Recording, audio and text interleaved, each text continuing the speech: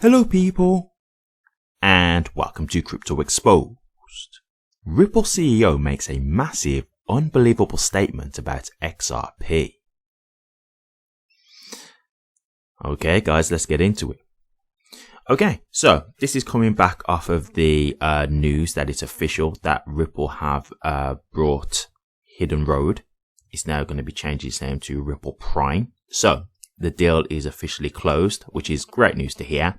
And so Brad has actually made a statement off of the back of this, and also Monica Long. So I want to get into this and just cover again in terms of what we talk about with Ripple and XRP. And I want to just like share some of my thoughts on this. And I know I've been covering this a few times lately, but there's been a few things going on, which is why I'm kind of really going in on this topic, like really covering it quite extensively. So okay, let's see what Brad has actually said. With today's close of Hidden Road, in brackets now Ripple Prime, Ripple has announced 5 major acquisitions in 2 years. We've got G Treasury last week, Rail in August, Standard Custody in 2024, Metago in 2023. As we continue to build solutions towards enabling an internet of value, I'm reminding you all that XRP sits at the center of everything Ripple does. Lock in. Okay, cool. So just before I get to covering off Brad's, I'm going to also cover off Monica Long's as well. So we've got Monica Long here, and the heading says, Ripple President says XRP future is mighty bright. Okay, so let's just read what her post says as well.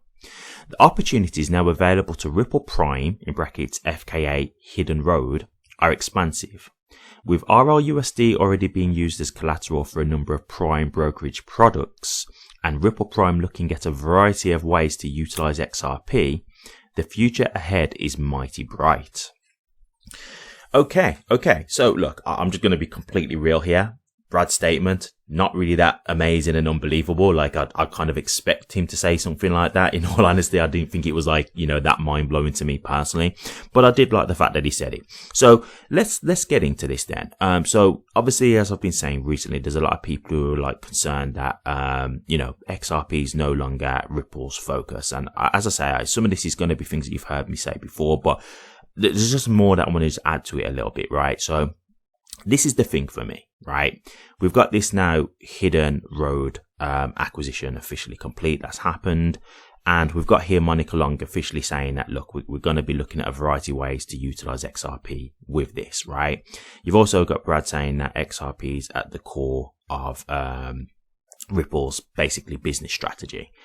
And yeah, the first thing I will say, and this is me being completely objective, and believe me, when I actually say this, I actually believe what Brad and Monica are saying here. So I'm actually agreeing with what they're saying, and I believe they're telling the truth. But I will say this just to be completely objective and fair. Actions speak louder than words, right? So to me, it's great that you're saying these kind of things, but I can understand for some people, it might just sound like lip service, right? So I do think they've got to start to show and prove, and I think that's what will make people feel a lot more comfortable. So that's me just being completely objective. But now let's get to the matter at hand. Look, to me, I think people have got to understand the magnitude of what it means for Ripple to be successful via XRP, right? Like, I don't think people understand how powerful a company Ripple could become if XRP was successful. Like, Ripple getting XRP to be successful could make them one of the most powerful companies in finance. Now, don't get me wrong, it's very possible that, the government may, they may have a bit of an issue with that because they don't like companies having a monopoly. So this is one of the reasons why I've said about, Ripple having XRP as like the global bridge asset. That could be an issue because they may feel like, they'd have a monopoly over the whole financial market. But, in terms of like just getting XRP to, let's just say, $10, $20, $50, maybe triple digits, etc. Like, I think you guys need to understand the kind of power that would put Ripple in. So I think they're very aware of what the opportunity cost is to ditch XRP. Like, it would be like they've got the biggest opportunity here for Ripple's success. Now, don't get me wrong, I do think that the RLUSD stablecoin, I do think that could easily play a part too, because we've seen how big Tether have got off of a stablecoin. So I definitely think there's a market for them to be successful there. But the money that we're talking about from XRP being successful because of how much of the supply they hold, it's not even close. Like the amount of money they could make if XRP goes to $5, $10, it's crazy.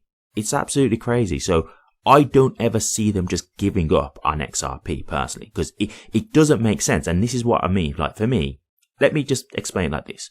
Ripple are a company, right? If it didn't make business sense to keep supporting XRP, don't get me wrong, I'm not saying they still would. If it was a thing that was like, let's just say, for example, taking them out of business and making them lose a lot of money, I actually do think, yeah, it's possible at that point they might say, okay, this is something that's hurting our business at this point. I think we need to let it go. But that's not the case. If anything, XRP has afforded them so many things, like buying these, acquisitions, these companies. That's what's got them to this position. And so if they want to continue to have that kind of foothold in this space, yes, I'm not saying that they can't get it by other means of success of the other companies that they're acquiring, but XRP could be the thing that really helps them build that empire. And it has been up until this point. And so from a business perspective, it wouldn't make sense for them to give up on XRP. And that's the thing for me that gives me that little bit of reassurance in my mind. It's like, if they give up on XRP and it does become very apparent to people to a degree where it's like, it can't really be denied anymore, I think a lot of people will just sell, because a lot of people are depending on Ripple for XRP success. Now, for me personally, I'm not going to act like Ripple don't have a huge impact. Of course they do. We can see how big of a company they are. So the more stuff they try and do for XRP's adoption, the better, obviously. But I don't just look at Ripple. Like, Ripple are a developer, obviously the biggest one. But there's other things going on XRP, and there's other developers that could also bring utility to the chain. So, for me, I know that, like, if this was to become too clear that that's what they were doing, I think XRP's price would plummet, because a lot of people would just sell off. I really do think that would happen. So for me, like, I just think that they've got so much to lose by giving up on XRP. So as a company, at the moment, it wouldn't make sense for them to ditch you. And that for me is what gives me the most comfort, if I'll be completely honest with you, because it's not to say that I don't think that Ripple would ditch XRP if they absolutely had to, and it made business and financial sense to. Yeah, I think they would, because they're a company at the end of the day. But it's the complete opposite. It's, if we can somehow get XRP adopted in some way, shape or form, we have the most to gain. This could be absolutely huge for our company. So if we can just keep trying and, implementing it in different ways and try and figure out ways to utilize XRP, as Monica Long said, yes, they gain to benefit from that significantly. So yeah, I really do think that that's the most logical conclusion in my mind as to whether they're going to give up on XRP or not. I just don't see that happening right now. Now, let me just be clear. I will be honest with you guys. If I do start to get an idea that I do think they're moving away from XRP, and I do start to think that is the case, I will cover it. Best believe I will cover it, and I'll share my thoughts, because you know me, guys. Like, I've been critical of Ripple when I've had to. I've always been fighting the $10,000 stuff. I'll say what I think's going on. So if I think that's the case, I will gladly challenge it, and I will call it out 100%. So just one other thing here. So we've got here, experts say Ripple's endgame is about XRP price, but Ripple just can't say it. Yeah, I mean, I actually kind of agree with this, if I'll be honest with you, to a degree. Like, I think when people think about, where they're trying to go, XRP's price going up is what's going to be so beneficial for the company, as I just said. Like, at the end of the day, if they can just get XRP adopted to the point where it's getting more and more higher in value, then they will make money. So I don't think they care how it happens. Like, of course, cross-border payments was the thing they focused on at the beginning, because I think that was the most logical use case they could think of that could help XRP to be successful. Now they've started to pivot to other things, and yeah, they're going to look at other ways now to try and bring value to XRP. And yeah, I think that absolutely makes sense. Now, one just quick thing I will address as well, because there was someone who was kind of, talking about this and saying, yeah, they don't really think that they are trying to keep going with XRP. And one of the things they said was, why did they mint the majority of the RLUSD tokens on Ethereum rather than XRP? If that's the case, it shows that they don't have faith in XRP. So look, my response to that is this.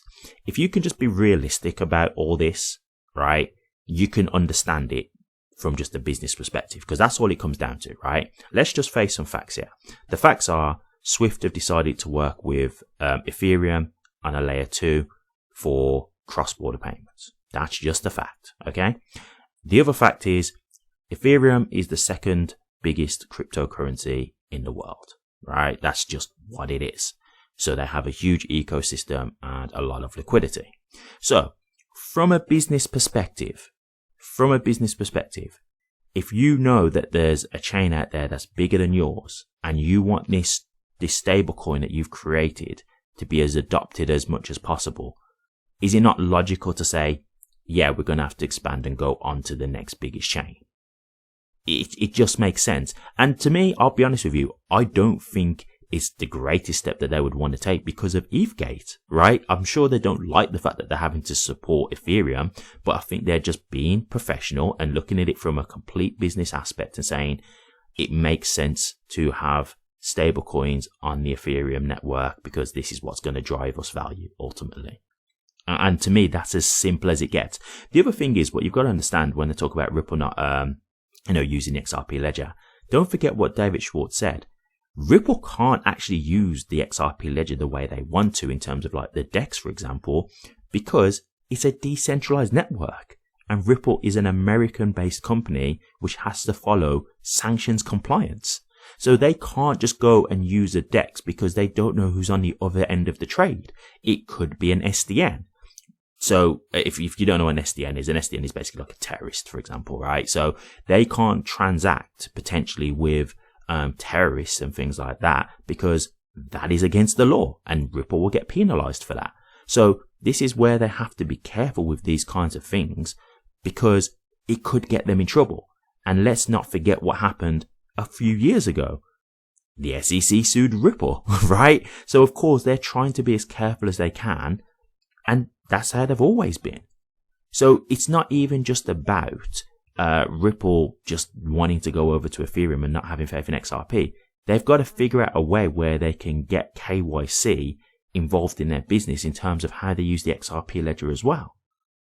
Do you see what I mean? So when you bring all these things into account, I just think it makes sense as to what they're doing. They're acting as a business, which means they are going to act sometimes in their own interests, which again, that's them building the stablecoin on Ethereum as well as the XRP ledger.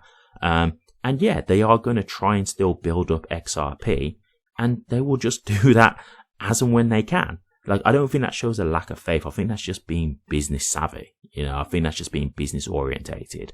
At the end of the day, they think that's the better choice because it's a bigger ecosystem, so there's going to be more usage on the Ethereum network. So they just made more on the Ethereum network. That's all there is to it. And again, as a company, I don't fault that. I've got no issue with that. Don't get me wrong. Obviously, I'd rather it all be on the XRP ledger. But what you've got to understand is this. The people who only want to use Ethereum are not going to come onto the XRP ledger anyway. So it's not going to affect us either way because you're not really going to have people who will say, oh, I'll just go onto the XRP ledger just to have RLUSD, right? The people who are going to use RLUSD on Ethereum are the people who are already on Ethereum. So it's not like they're taking people away from XRP. The people who want to use XRP will use XRP, right? Because if you ask me, what network would I rather have RLUSD on? I would pick the XRP ledger straight away because why? The fees. The speed and the fees. So of course I'm going to pick the XRP ledger. But you've got people who, they're tribal, right? So if they're Ethereum holders, they're only going to want to use Ethereum. They're not going to want to go to XRP, especially Ethereum and XRP's relationship. Ethereum holders hate XRP holders. So, it just makes logical sense. So again, for me, I don't see it right now. I'm not saying that couldn't change. I'm not saying my perspective couldn't change. But as it stands right now, I just don't see Ripple giving up on XRP. But believe me, if I do see anything that starts to give me those kinds of concerns, I will address it. Believe that I will address it. So I'm just saying as it stands right now, I'm still comfortable. We'll see how they go. Like Brad and Monica have made good statements. So let's see what comes off of the back of that. And we'll keep an eye on it. But if anything changes, I'll address it, no doubt. But as it stands right now, I'm confident that XRP is still going to be with Ripple's core focus because they just have so much to gain from it. So that's what just makes sense for me at the moment. Thank you very much for watching this. Please remember to like, comment, and subscribe. And hit that bell. Take care.